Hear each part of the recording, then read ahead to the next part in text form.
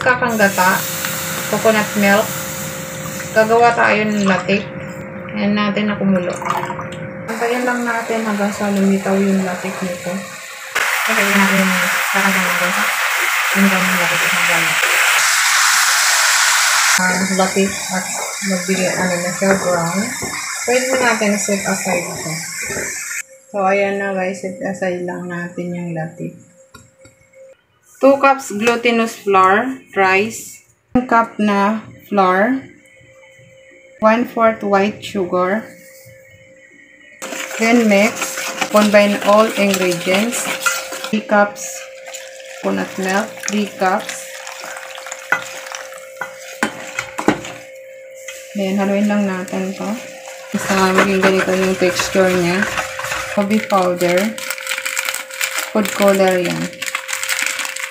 Milk, gagamit ako ng pula at saka dilaw para maging mix siya ng 3/4 ang sukat niya.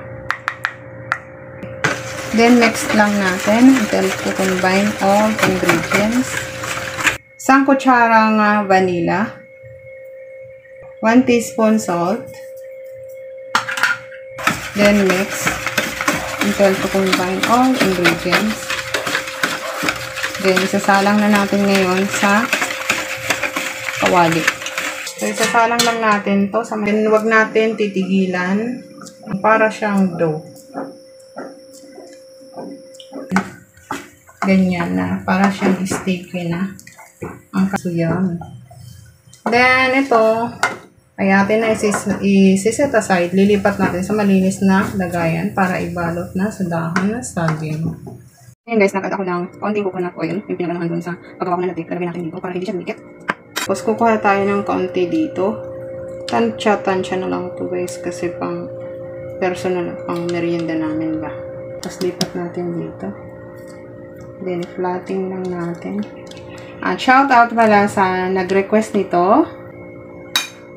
Ating ginawang latik. I can put this one in the filling.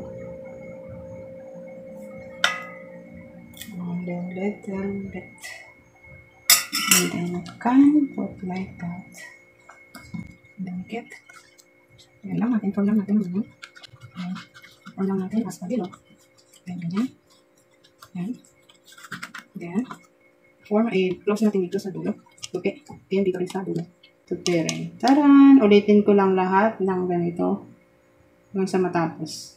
10 pieces ang nagawa ko dyan sa kakanin na to. Ito ay request from Rizal. Shout out sa'yo, ma'am. Thank you sa iyong request. Jens, thank you.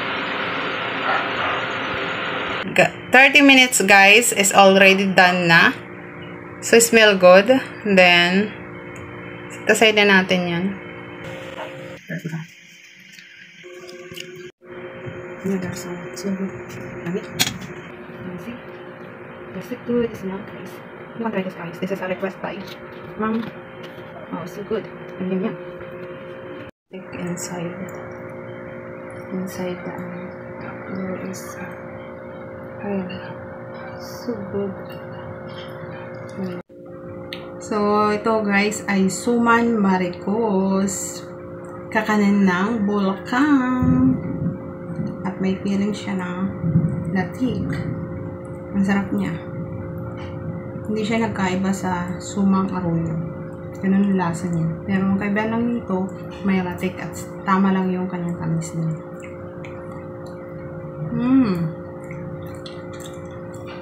Yummy. Try nyo to guys. Maganda rin siyang panghanda ngayong holiday season. Thank you for watching at thank you sa nag-request nito. Shoutout sa'yo from Taguig, Rizal. Thank you. Bye-bye.